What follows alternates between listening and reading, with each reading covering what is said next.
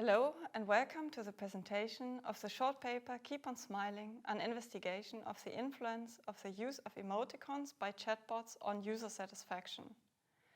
The paper was written by me, Eva Schwetzer, and 3 of my colleagues from the German Research Center for Artificial Intelligence.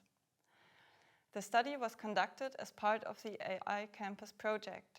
The AI Campus is an online learning platform for artificial intelligence and is funded by the German Federal Ministry of Education and Research.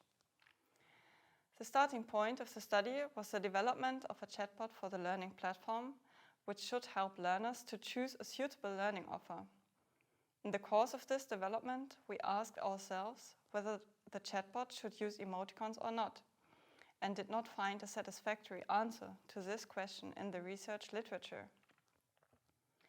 The reason we came up with the idea of using emoticons in the first place was the hope that they could mitigate the communication problems that usually arise with chatbots because they don't have a sufficient understanding of what is being said, and there is some evidence that friendly and empathic communication can comfort the user.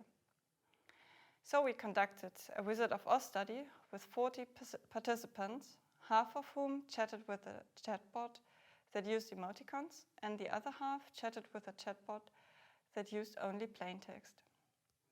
The conversation was about choosing an appropriate learning offer on the AI Campus platform. For this, the chatbot first requested information from the participants, such as prior knowledge and interests. At the end of the conversation, the bot gave a recommendation. Subsequently, the participants were asked to fill out a short questionnaire. As user satisfaction is usually the metric used to measure the effectiveness of task-oriented chatbots, we have also oriented ourselves to this. In addition to the direct request for user satisfaction, we also asked about the perceived trustworthiness of the chatbot, the perceived helpfulness of the chatbot, and the mood of the users after chatting with the bot using a Likert scale. In addition, control variables were collected: the attitude toward emoticons and the frequency with which emoticons are used in chats with friends and colleagues. Figure 1 shows the emoticons that were used for the study. They were placed after some of the sentences of the experimental group. Our hypotheses were that user satisfaction, trustworthiness and helpfulness of the bot would be higher in the group chatting with the chatbot that uses emoticons. We also expected these individuals to have a better mood after the chat. And indeed, the results showed a trend in this direction, at least for user satisfaction, user mood and chatbot helpfulness. For chatbot trustworthiness, the values in the experimental group were slightly lower than in the control group. However, none of these differences were significant. There was a significant difference in the control variables with regard to the frequency of emoticon use.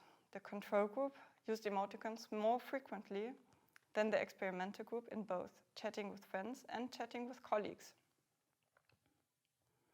The positive trend in the results of the study is consistent with our assumption that emoticons can be used to improve user satisfaction in a chatbot conversation.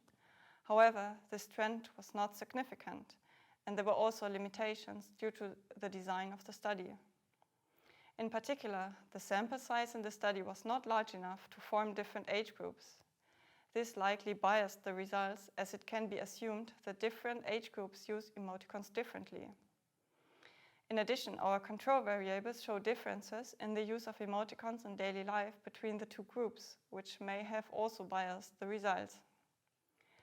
To address these issues and substantiate the trends, we will conduct a follow-up study with an improved design and a larger sample so that we can come to more definite conclusions.